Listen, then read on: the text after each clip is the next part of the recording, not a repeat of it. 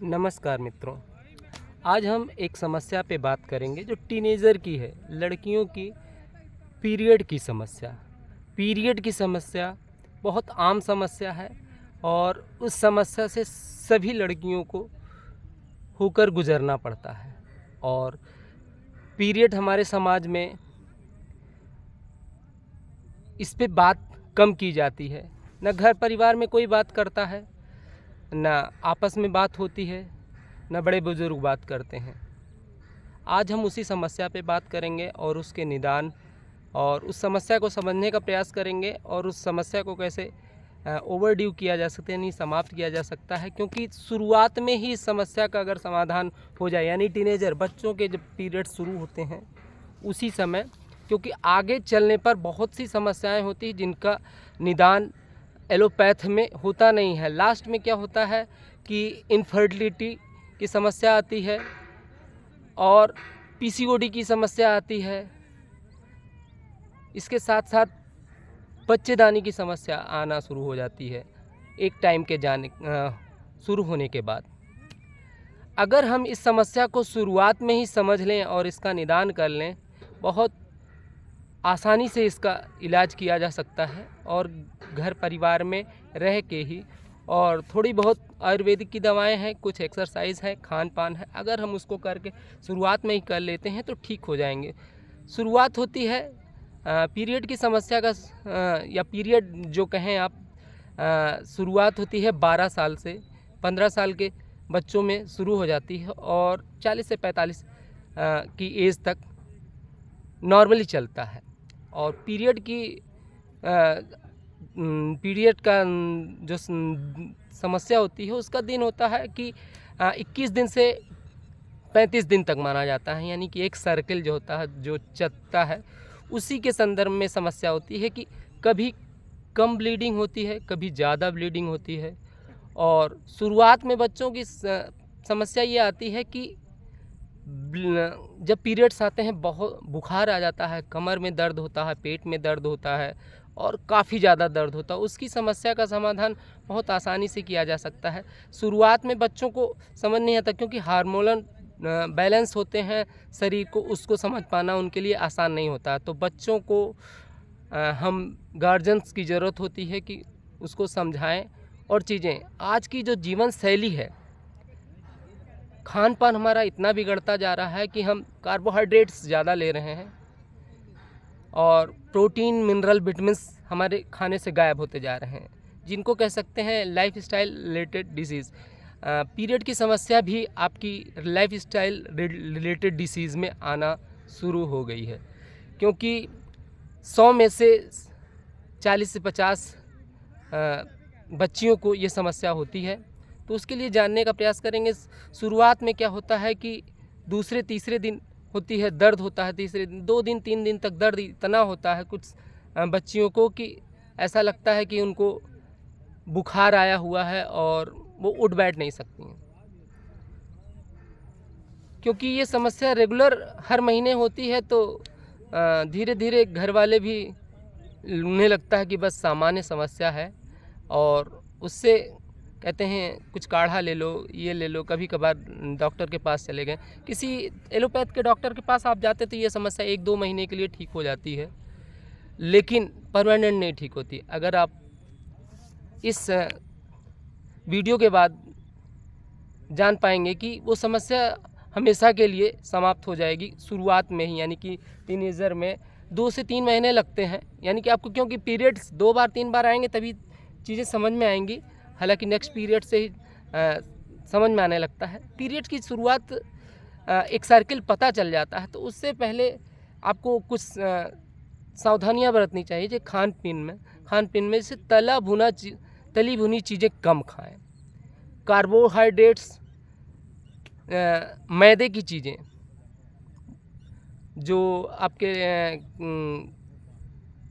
बाहर की चीज़ें कम खाएं, मैदे से बनी चीज़ें, और कुरकुरे है, चिप्स है, बर्गर है, ऐसी चीज़ें जो खाने में तो अच्छी लगती हैं, कार्बोहाइड्रेट, लेकिन इसमें मिनरल, विटामिन्स गायब होता है।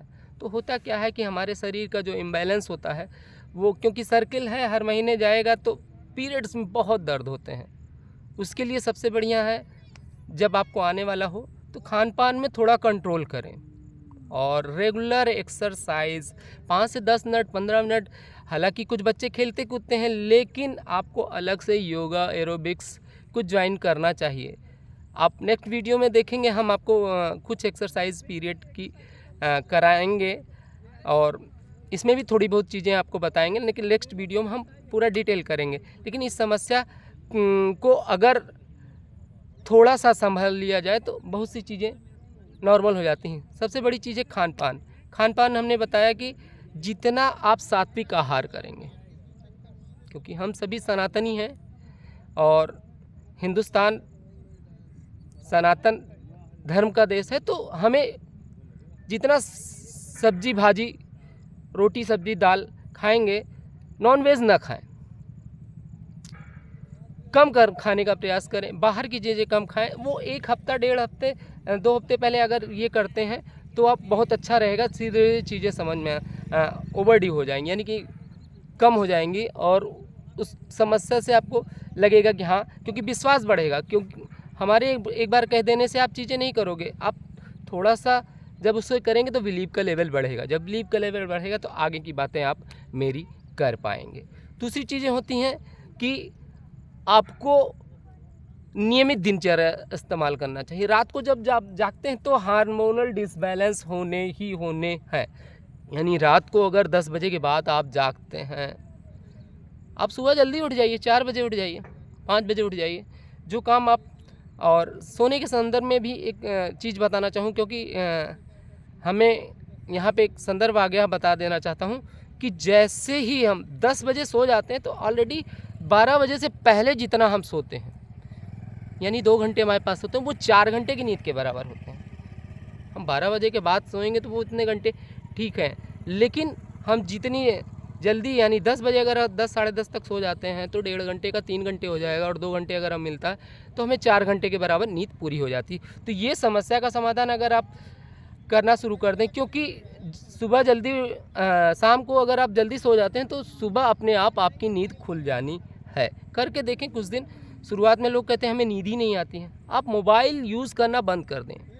यानी 1 घंटे पहले जब सोना हो तो 1 घंटे पहले अगर आप अपने मोबाइल बंद किया तो नो डाउट आपको नींद आ जाएगी। लोग कहते हैं हम मोबाइल लिए रहते हैं, रख देते हैं तब भी नींद नहीं आती, उसके 1 घंटे बाद नींद आती है। अनुभूत है, करके देखें, आपको रिजल्ट मिलेगा। ये हो गई चीज़ें। आगे बढ़ते हैं। जैसे जैसे चीज़ें होती हैं, घर में कुछ अजवाइन होता है, अजवाइन का काढ़ा भी आप आने से 2-3 दिन पहले अगर पी लेंगे तो पीरियड्स नॉर्मल आते हैं, दर्द कम होते हैं। और एक्सरसाइज में सूर्य नमस्कार अगर आप आता है, नहीं तो नेक्स्ट वीडियो में हम डालेंगे, या कहीं से भी वीडियो आप देख सकते हैं। सिंपल 2 3 4 धीरे धीरे धीरे आदत में डालें, थोड़ी बहुत जॉगिंग, थोड़ी सी ब्रीदिंग, इतना करके आप पीरियड की समस्या को ओवरड्यू कर सकते हैं। अगर इसके बाद भी आपकी समस्या नहीं सॉल्व हो रही है, दर्द लगातार बना रह रहा है, कम आ रहे हैं पीरियड्स या ज़्यादा आ रहे हैं, ब्लीडिंग ज़्यादा हो रही है, नॉर्मल ब्लीडिंग 2 दिन से मिनिमम 2 डेज़ और मैक्सिमम 7 डेज़, यानी सामान्य माना जाता है। इसके ऊपर होता है या इससे कम होता है तो वो कम ब्लीडिंग की समस्या, यानी पीरियड कम आना माना जाता है। तो इससे अगर कोई समस्या होती है तो आप कमेंट में आके बात कर सकते हैं, या नंबर में आपको इसमें प्रोवाइड करूंगा, व्हाट्सएप पे आप कॉल कर सकते हैं, व्हाट्सएप पे आप एसएमएस कर सकते हो, उसके संदर्भ में आप जानकारी ले सकते हैं। कुछ दवाएं ऐसे हैं आयुर्वेद में जो 100% मैंने हज़ारों लोगों को इस्तेमाल कराया है और 100% रिजल्ट रहा है। नो डाउट अगर आपको भी इस तरह की कोई समस्या आ रही है तो आप बात कर सकते हैं, व्हाट्सएप पे कर सकते हैं, कमेंट भी कर सकते हैं, डायरेक्ट कॉल कर सकते हैं। नमस्कार मित्रों, अगले वीडियो में फिर मिलेंगे और भी जानकारी के साथ। जय हिंद।